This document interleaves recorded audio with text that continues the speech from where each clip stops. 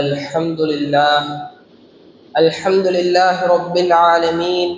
نحمده ونستعينه ونستغفره ونؤمن به ونتوكل عليه ونعوذ بالله من شرور أنفسنا ومن سيئات أعمالنا. من يهده الله فلا مضل له ومن يضلله فلا هادي له. أشهد أن لا إله إلا الله وحده لا شريك له وأشهد أن محمدا عبده ورسوله أرسله بالحق مبشرا ونذيرا وداعيا إلى الله بإذنه وسراجا منيرا. صلى الله عليه وعلى آله وأصحابه وسلم. أما بعد، فيا أيها الناس اتقوا الله العظيم عز وجل وأطيعوه. أوصيكم عباد الله وإياي أولا بتقوى الله. قال الله تعالى في القرآن العظيم: يا أيها الذين آمنوا اتقوا الله حق تقاته ولا تموتن إلا وأنتم مسلمون. وقال الله: يا أيها الناس اتقوا ربكم الذي خلقكم من نفس واحدة وخلق منها زوجها وبث منهما رجالا كثيرا ونساء واتقوا الله الذي تساءلون به والأرحام إن الله كان عليكم رقيبا. يا أيها الذين آمنوا اتقوا الله وقولوا قولا سديدا يصلح لكم أعمالكم ويغفر لكم ذنوبكم ومن يطع الله ورسوله فقد فاز فوزا عظيما. وقال أيضا: يا أيها الذين آمنوا كتب عليكم الصيام كما كتب على الذين من قبلكم لعلكم تتقون. وقال نبينا صلى الله عليه وسلم: إنما الأعمال بالنيات وإنما لكل امرئ ما نوى. فمن كانت هجرته إلى الله ورسوله فهجرته إلى الله ورسوله، ومن كانت هجرته إلى دنيا يوصبها أو امرأة يتزوجها فهجرته إلى ما هاجر إليه. وقال نبينا محمد صلى الله عليه وسلم: من صام رمضان إيمانا واحتسابا غفر له ما تقدم من ذنبه. وقال أيضا: من لم يدع قول الزور والعمل به فليس لله حاجة في أن يدع طعامه وشرابه. இவ்வுலகை படைத்து இவ்வுலகில் உயிர்களை படைத்து அந்த உயிர்களுக்கு தகுந்த நேரத்தில் உணவையும் அளித்து உதவியும் கொடுத்து உங்களையும் என்னையும் இங்கு ஒன்று சேர்த்து உங்களுக்கு முன்னால் என்னை உரையாடுவதற்கு வாய்ப்பளித்திருக்கின்ற ஏக இறைவனாகிய அல்லாஹ்வுக்கே புகழ். அவருடைய சாந்தியும் சமாதானமும் அன்பும் அருளும் இவ்வுலகத்திற்கு நேர்வழி காட்டுவதற்காக அனுப்பப்பட்ட அத்துணை நபிமார்கள் மீதும், குறிப்பாக என் பெருமானார் ஸல்லல்லாஹு அலைஹி வஸல்லம் அவர்கள் மீதும், அவர்களது வாழ்க்கையை தவறாது பின்பற்றி வாழ்ந்து வந்த சத்திய சஹாபாக்கள், தாபிஈன்கள், தபா தாபிஈன்கள், குறிப்பாக இந்த புனிதமிகு ஜுமா மஜ்லிஸில் அமர்ந்திருக்கும் நம் அனைவர்கள் மீதும் என்றென்றும் நின்று நிலவட்டுமாக என்ற உயர்ந்த பிரார்த்தனையோடு, மேலும் ஜும்மாவில் உறங்காமல் நிகழ்த்தப்படக்கூடிய உரையை உள்வாங்கும் உள்ளங்களாக இருப்பீர்கள் என்ற எதிர்பார்ப்போடு, அன்பு சொந்தங்களே, நமது கண்மணி நாயகம் ஸல்லல்லாஹு அலைஹி வஸல்லம் அவர்களும் சஹாபாக்களும் ஒரு மாதம் வருவதற்கு 2 மாதங்களுக்கு முன்பே அல்லாஹ்விடத்தில் அல்லாஹும்ம பாரிக் லனா ஃபீ ரஜப வ ஷஅபான் வ பல்லிக்னா ஷஹ்ர ரமலான் என்றெல்லாம் பிரார்த்தனை செய்தார்களே. ஏன், எதற்காக? அதன் சிறப்புகள் என்ன? ரமலான் என்று சொன்னால் வெறுமன ஷஹ்ருல் ரமலான் மட்டுமல்ல, ஷஹ்ரு சியாம் நோன்பின் மாதம், ஷஹ்ருல் குர்ஆன் குர்ஆனின் மாதம், ஷஹ்ருல் ரஹ்மா அருளின் மாதம், ஷஹ்ருல் மக்ஃபிரா பாவ மன்னிப்பின் மாதம், ஷஹ்ருல் இத்கி மினன் நார் நரகத்திலிருந்து விடுதலை பெறும் மாதம், ஷஹ்ருல் தக்வா இறையச்சத்தை அதிகப்படுத்தும் மாதம், ஷஹ்ருல் கியாம் வ துஆ இரவு தொழுகையும் துஆவையும் அதிகப்படுத்தும் மாதம், இன்னும் பல சிறப்புகளை உள்ளடக்கிய மாதம் ரமலான். மேலும் நபி ஸல்லல்லாஹு அலைஹி வஸல்லம் அவர்கள் இந்த ரமலானை குறித்து சொல்லும் போது, ரமலான் வந்துவிட்டால் சுவனத்தின் வாசல்கள் திறக்கப்படுகின்றன, சுவர்க்கம் அலங்கரிக்கப்படுகிறது, நரகத்தின் வாயில்கள் எல்லாம் அடைக்கப்படுகின்றன, ஷைத்தான் விலங்கிடப்படுகிறான், வானத்தின் கதவுகள் திறக்கப்படுகின்றன, அல்லாஹ்வின் புறத்திலிருந்து விசேஷமாக ஒரு வானவர் தொடர்ந்து அழைப்பு கொடுத்து கொண்டே இருக்கிறார். யா பாகியல் ஹைர் அக்பில், நன்மை விரும்பக்கூடியவர்களே, தேடக்கூடியவர்களே, முன்னோக்கி வாருங்கள். யா பாகிய ஷர் அக்ஸிர், தீமையை விரும்பக்கூடியவர்களே, போதும் போதும் நிறுத்திக் கொள்ளுங்கள் என்று. ஆக அன்பார்ந்தவர்களே, இந்த ரமலான் என்பது ஒரு முஸ்லிம் தன்னை அல்லாஹ்விற்காக சீரமைத்து தன் வாழ்க்கை முழுவதும் அல்லாஹ் வழிகாட்டிய, மேலும் அல்லாஹ் நமக்கு தடுத்த விஷயங்களிலிருந்து தடுத்து இருப்பது, மேலும் அதனை கட்டுப்படுத்தக்கூடிய ஒரு வகை பயிற்சியின் மாதம் தான் இந்த ரமதான். அல்ஹம்துலில்லாஹ், இந்த ரமதானை நாம் அடைந்து 10 நோன்புகளை கடக்க இருக்கின்றோம். அடுத்த 10ற்கு அடி எடுத்து வைக்க இருக்கின்றோம். முதலில் நாம் அல்லாஹ்விற்கு நன்றி செலுத்துவதற்கு கடமைப்பட்டிருக்கிறோம். ஏனென்றால் கடந்த ரமலானில் இருந்தவர்கள் இந்த ரமலானில் நம்மோடு இல்லை. இந்த ரமலானில் இருக்கின்ற நாம் அடுத்த ரமலானில் இருப்போமா என்று தெரியவில்லை. ஆக வருடம் ரமலான் நம்மை நோக்கி வந்து கொண்டே தான் இருக்கிறது. நாமும் நோன்பு நோக்கின்றோம். ஆனால் அதனை நாம் கடந்து செல்கின்றோம். அது நமக்கு ஏதேனும் மாற்றத்தை கொடுத்ததா என்றால் கேள்விக்குறியாகத்தான் இருக்கிறது. ஏன் குறிப்பாக இப்பொழுது நாம் 10 நோன்புகளை கடக்க இருக்கின்றோம். இந்த 10 நோன்புகளை நாம் சாதாரணமாக உண்டு கழித்து வந்தோமா, அல்லது பயிற்சிகளை ஏதாவது எடுத்து முன்னேறி வந்திருக்கிறோமா என்பதை சுய பரிசோதனை செய்து கொள்ள வேண்டும். ஆக நாம் செய்யக்கூடிய விவாதத்தால் எந்த ஒரு மாற்றமும் நமக்கு நிகழவில்லை என்று சொன்னால் நாம் அதன் நோக்கம் தெரியாமல் இருப்பதுதான் இது காரணமாக இருக்கிறது. இந்த உலகம் படைக்கப்பட்டதற்கு நோக்கம் உண்டு. இந்த உலகத்தில் படைக்கப்பட்ட அனைத்திற்கும் நோக்கம் உண்டு. குறிப்பாக நமக்கும் ஒரு நோக்கம் உண்டு. நாம் படைக்கப்பட்டதற்கான நோக்கம் என்ன? அல்லாஹ் தஆலா குறிக்காட்டுகிறான், வமா ஹலகுதுல் ஜின்ன வல் இன்ஸ இல்லா லியஅபுதூன். நான் ஜின்களையும் மனிதர்களையும் எனக்கு அடிபணிய வேண்டும் என்பதற்காக இன்றி வேற எதற்காகவும் படைக்கவில்லை என்று. இதிலிருந்து நமது பிறப்பு முதல் இறப்பு வரை அல்லாஹ்விற்கு நாம் இபாதத் செய்வது தவிர வேறு எந்த ஒரு நோக்கமும் கிடையாது என்பது தெளிவாக தெரிய வருகிறது. சரி, இபாதத் என்றால் என்ன? இன்று இபாதத் என்றால் வெறும் சடங்கும் சம்பிரதாயங்கள் போல் ஆகிவிட்டது. ஆனால் இபாதத் என்று சொன்னால் அல்லாஹ் நம்மை எதற்காக படைத்தானோ, அவன் நமக்கு என்ன கட்டளை இட்டானோ அந்த கட்டளைகளை அனைத்தையும் எல்லா நேரங்களிலும் தன் வாழ்வில் பிறப்பு முதல் இறப்பு வரை எல்லா நிலைமைகளிலும் சூழ்நிலைகளையும் நாம் அதன் சட்டத்தை பின்பற்ற வேண்டும். அந்த சட்டத்திற்கு முரணான எந்த சட்டமாக இருந்தாலும் அதை நாம் கைவிட வேண்டும். மேலும் இறைவன் நமக்கு உட்பட்ட எல்லைக்குள்ளே நாம் அனைத்தும் செய்ய வேண்டும். மேலும் இந்த குறிப்பிட்ட நேரத்தில் மட்டும்தான் செய்வது இபாதத் என்று தவறாக புரிந்து வைத்து இருக்கின்றோம். அதனை நாம் முதலில் களைய வேண்டும். ஆக பிரியமானவர்களே, இந்த இபாதத்திற்கு அடிப்படையாக இருப்பது தான் இந்த தக்வாவாக இருக்கிறது. நமது இஸ்லாத்தின் தூண்களான 5ஐயும் எடுத்துக் கொள்ளுங்கள். கலிமா, தொழுகை, நோன்பு, ஸகாத், ஹஜ், இந்த 5ஐயும் எடுத்துக் கொள்ளுங்கள். கலிமாவை எடுத்துக்கொண்டால் அல்லாஹ் தஆலா கூறுகிறான், ஃபஅலம் அன்னஹு லா இலாஹ இல்லல்லாஹ், அல்லாஹ்வை தவிர வணக்கத்திற்குரியவன் இல்லை என்பதை அறிந்து கொள்ளுங்கள். ஆக ஷஹாதா என்பது வெறுமன வாய் வழியாக வரக்கூடிய உச்சரிப்பு அல்ல, மாறாக அல்லாஹ் நம்மை பார்க்கின்றான் என்ற உணர்வு, மேலும் அல்லாஹ்விற்கு எதிராக நாம் எந்த ஒரு செயலையும் செய்யக்கூடாது என்கின்ற அச்சம் வருகிறது. இங்கு தக்வா வெளிப்படுகிறது. தொழுகையை எடுத்துக் கொள்ளுங்கள். யா அய்யுஹன் நாஸ் உபுது ரப்பக்கும் அல்லதீ ஹலகக்கும் வல்லதீன மின் கப்லிக்கும் லஅல்லக்கும் தத்தகூன். மனிதர்களே, உங்களையும் உங்களுக்கு முன்னிருந்தோரையும் படைத்த உங்கள் இறைவனுக்கே அடிபணியுங்கள் என்று. ஆக இங்கேயும் தக்வாதான். ஜகாத்தை எடுத்துக் கொள்ளுங்கள். குத் மின் அம்வாலிஹிம் ஸதகா துதஹிருஹும், அவர்களின் செல்வங்களில் இருந்து தர்மத்தை எடுங்கள், அது அவர்களை தூய்மைப்படுத்தும் என்று. ஜகாத் செல்வத்தை மட்டுமல்ல, நமது உள்ளத்தையும் தூய்மைப்படுத்துகிறது. பேராசை குறையும் போது நமக்கு தக்வா அங்கு அதிகரிக்கப்படுகிறது. ஹஜ்ஜை எடுத்துக் கொள்ளுங்கள். வதஜவ்வது ஃபஇன்ன ஹைர ஸாதி தக்வா, மேலும் ஹஜ்ஜிற்காக வழித்துணை சாதனங்களை கொண்டு செல்லுங்கள். உண்மை யாதனில் வழித்துணை சாதனைகளில் எல்லாம் ஆகச் சிறந்தது, மேலானது இறையச்சம் தக்வாதான் என்று. ஆக அனைத்து இபாதத்துகளும் தக்வாவை மையப்படுத்தி தான் இருக்கின்றன. நோன்பும் அப்படித்தான் இருக்கிறது. குதிப அலைக்கும் ஸியாம் கமா யா அய்யுஹல்லதீன ஆமனூ குதிப அலைக்கும் ஸியாம் கமா குதிப அலல்லதீன மின் கப்லிக்கும் லஅல்லக்கும் தத்தகூன்.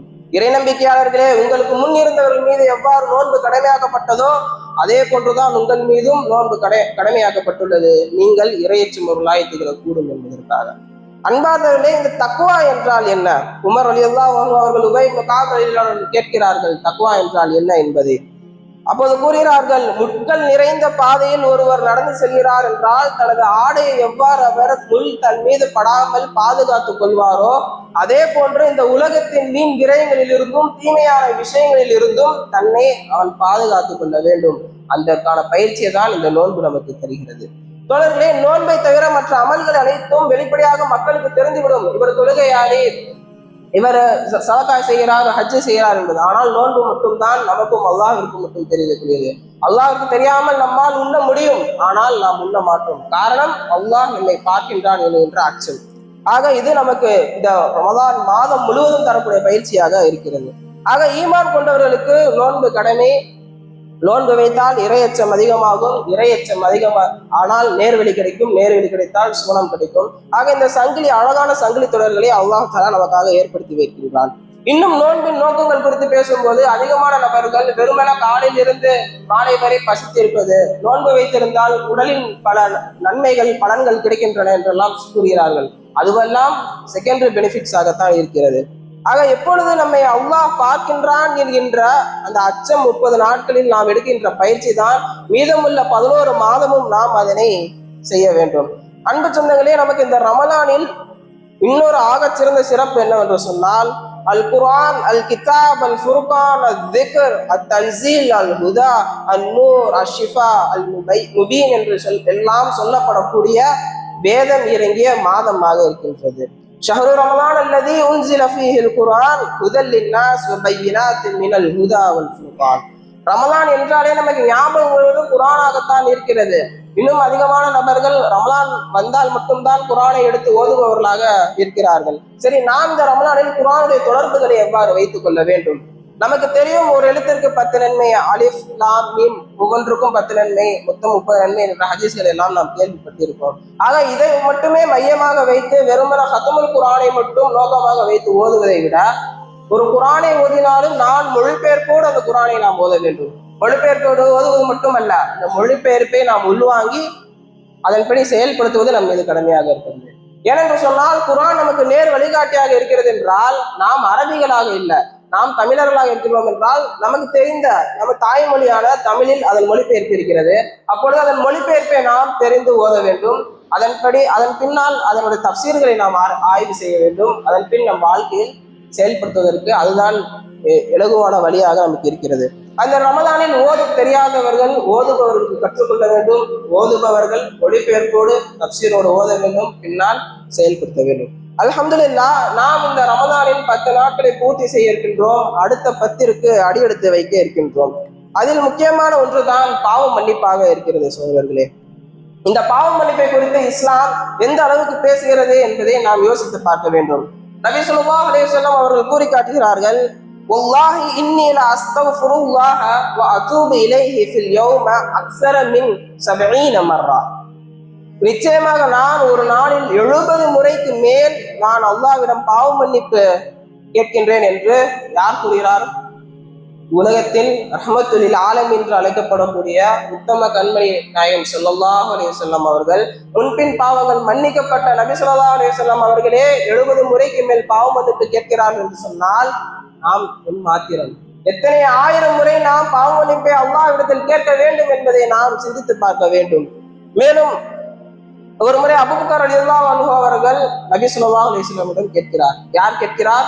அபூபக்கர் ரலியல்லாஹு அன்ஹு அவர்கள் நபி ஸல்லல்லாஹு அலைஹி வஸல்லம் கேட்கிறார். எப்படிப்பட்ட அபூபக்கர்? குர்ஆன் யாரை பற்றி அவருடைய ஈமானுக்கும் நபியின் தோழமைக்கும் அவருடைய இஸ்லாத்திற்கும் ஹிஜ்ரத்திற்கும் ஜிஹாதிற்கும் சான்று கூறியதோ அப்படிப்பட்ட அபூபக்கர் ரலியல்லாஹு அன்ஹு அவர்கள் நபி ஸல்லல்லாஹு அலைஹி வஸல்லம் கேட்கிறார்கள், எனக்கு ஒரு துஆவை கற்றுக் கொடுங்கள் என்று. நபி ஸல்லல்லாஹு அலைஹி வஸல்லம் அவர்கள் இவ்வாறு கற்றுக் கொடுக்கிறார்கள், அல்லாஹும்ம இன்னி லலம்து நஃப்ஸி துல்மன் கஸீரா வலா யக்ஃபிரு துனூப இல்லா அன்த். யா அல்லாஹ், எனக்கு நானே தீங்கிழைத்துக் கொண்டேன், பாவங்களை மன்னிப்பவன் உன்னை தவிர வேறு யாரும் இல்லை. ஃபக்ஃபிர் லீ மக்ஃபிரத்தம் மின் இன்திக் வர்ஹம்னி இன்னக அன்தல் கஃபூருர் ரஹீம்.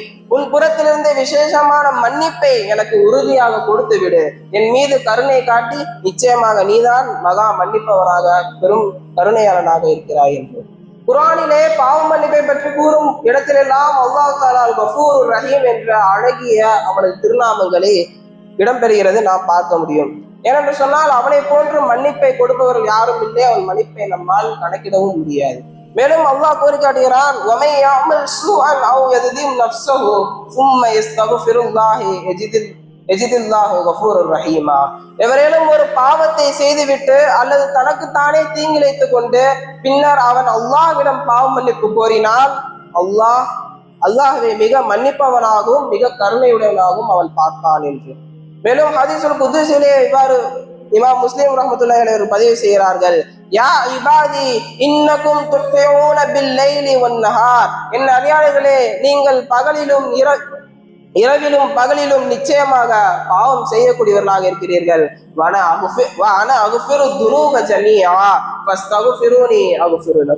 நானோ பாவங்களை மன்னிப்பவனாக இருக்கிறேன், என்னிடத்தில் நீங்கள் மன்னிப்பை கேளுங்கள், நான் உங்களை மன்னித்து விடுகிறேன் என்று. ஆக இறைய உச்சம் உள்ளவர்களை பார்த்து அல்லாஹ் தஆலா ஆல இம்ரானில் எவ்வாறு கூறி காட்டுகிறான்,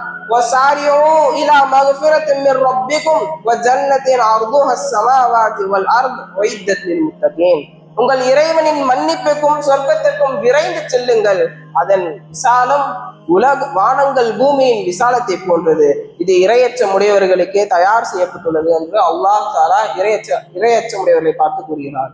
மேலும் அபூ ஹுரைரா ரலியல்லாஹு அவர்கள் அறிவிக்கிறார்கள், சூனத்தில் அல்லாஹ் தஆலா சாலிஹான அடியானின் அந்தஸ்தை உயர்ந்து கொண்டே இருப்பானாம். அப்பொழுது அந்த அடியான் கேட்பானாம், யா அல்லாஹ், நான் இவ்வளவு நன்மைகளை செய்யவில்லையே, ஏன் எனக்கு இந்த அந்தஸ்துகளை உயர்த்துகிறாய் என்று. அப்பொழுது அல்லாஹ் பதிலளிப்பானாம், உன்னுடைய பிள்ளைகள் சந்ததிகள் உனக்காக பாவ மன்னிப்பு தேடுகின்றார்கள், இதுதான் காரணம் என்று. ஆக நமது பெற்றோர்களுக்காக நாம் பாவ மன்னிப்பை அதிகமாக கேட்க வேண்டும், நமக்கும் கேட்க வேண்டும், நமது பெற்றோர்களுக்கு கேட்பதும் நம் மீது கடமையாக இருக்கிறது. இதன் மூலம் அவரது அந்தஸ்தை அதிகப்படுத்துவது நமக்கு தெரிய வருகிறது. ஆக மேலும் அல்லாஹ் தஆலா கூறுகிறான், இன்னல்லாஹ யுஹிப்புல் தவ்வாபீன், பாவ மன்னிப்பு கேட்பவர்களை அல்லாஹ் தஆலா நேசிக்கிறான் என்று நாம் இங்கு கவனத்தில் பார்க்க வேண்டும். அதாவது இதுவெல்லாம் அல்லாஹ் தஆலா பொதுவாக கூறுகிறான் பாவ மன்னிப்பு சிறப்புகளை குறித்து. ஆக இந்த பொதுவாக கூறும் போதே இவ்வளவு சிறப்பு என்று சொன்னால், இந்த ரமலானில் நாம் அந்த பாவ மன்னிப்பின் பக்கம் திரும்பினோம் என்று சொன்னால், அவரிடத்தில் நாம் அழுது புரண்டு நமது பாவங்களை குறித்து வருந்தி தௌபா செய்தோம் என்று சொன்னால் எந்த அளவுக்கு நன்மை இருக்கும் என்பதை நாம் யோசித்து பார்க்க வேண்டும். இறுதியாக கவனத்துக்குரிய விஷயம் என்னவென்று சொன்னால், இந்த ரமலானில் நம்மிடத்தில் ஒரு சில நோய்கள் இருக்கின்றன. அந்த நோய் என்னவென்றால், நபி ஸல்லல்லாஹு அலைஹி வஸல்லம் கூறுகிறார்கள், நோன்பு நோற்று கொண்டு பொய்யான பேச்சையும் அதன்படி செயல்படுகின்ற விஷயத்தை கைவிடவில்லையோ அவர் பசித்திருப்பது அல்லாஹ்விற்கு எந்தவித தேவையும் இல்லை என்று. சாதாரண நாளும் ரமலானுடைய நாளும் நமக்கு ஒரே போன்று செல்கிறது என்று சொன்னால், இந்த ரமலானில் நாம் பசித்திருப்பது அல்லாஹ்விற்கு எந்த ஒரு பயனும் இல்லை என்பது நமக்கு தெரிய வருகிறது. இறை அச்சத்தையும் இறை நம்பிக்கையையும் இபாதத்துகளையும் அதிகமாக செய்ய வேண்டிய நாம் இந்த ரமலானில் இணையதளங்களிலும் கேம்ஸ் என்று சொல்லக்கூடிய ஆன்லைன் கேம்ஸ்களிலும் சமூக வலைதளங்களிலும் வெட்டியாக நமது நேரத்தை கழித்துக் கொண்டிருக்கின்றோம். மேலும் நமது ஓய்வு நேரங்களை நாம் எவ்வாறு செலவு செய்கிறோம் என்பதை நாம் ஒரு சுய பரிசோதனை செய்து கொள்ள வேண்டும். 10 நாட்கள் கடந்து வந்திருக்கிறோம். இந்த 10 நாட்கள் நமக்கு எவ்வளவு ஓய்வு நேரங்கள் இருந்தன? இந்த ஓய்வு நேரங்களில் நாம் விவாதத்துகளை அதிகமாக செய்திருக்கிறோமா, அல்லது இந்த தேவையில்லாத இணையதளத்தில் ஆன்லைன் கேம்ஸ்களில் கிரிக்கெட் பார்ப்பதில் செலவு செய்திருக்கிறோமா என்பதை சுய பரிசோதனை செய்வது நம் மீது கடமையாக இருக்கிறது. அவ்வாறு செய்தோம் என்று சொன்னால் நாம் நோன்பு நோற்பதால் என்ன பயன் என்பதையும் நாம் யோசித்து பார்க்க வேண்டும். மேலும் நபி ஸல்லல்லாஹு அலைஹி வஸல்லம் அவர்கள் மின்பரில் ஏறும்போது 3 முறை ஆமீன் கூறினார்கள் என்பதை நாம் கேள்விப்பட்டிருக்கின்றோம். ஆக அதில் ஒன்று நபி ஸல்லல்லாஹு அலைஹி வஸல்லம் கூறி காட்டுகிறார்கள், யார் ரமலானுடைய மாதத்தை அடைந்தும் பாவ மன்னிப்பு பெறாமல் இருக்கிறார்களோ அவர்கள் நாசமாகட்டும். நவுதுபில்லா. அதிலிருந்து நாம் பாதுகாப்பு பெற வேண்டும் என்று சொன்னால் நமக்கு அடிப்படையான ஒன்றுதான் திட்டமிடலாக இருக்கிறது. ஒரு திருடன் கூட கொள்ளையடிப்பதற்கு திட்டமிடுகிறான் என்று சொன்னால், இந்த ரமலானில் நாம் நமது நன்மைகளை அதிகமாக கொள்ளையடிப்பதற்கு எந்த அளவிற்கு திட்டமிடுதல் முக்கியம் என்பதை நாம் தெரிந்து கொள்ள வேண்டும்.